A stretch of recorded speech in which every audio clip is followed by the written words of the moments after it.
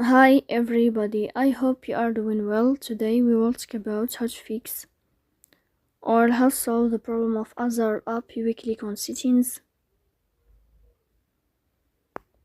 Here you will click on apps, default apps, app settings.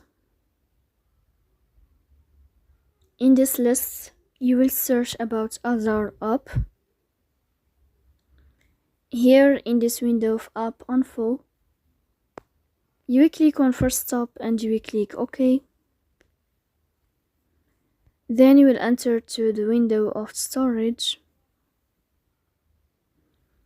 Then you will click on clear cache. Here you will turn on your airplane mode and you will turn off your airplane mode again to fix that problem. So please don't forget to support us by like and subscribe. See you next time and thank you for your watching and your attention.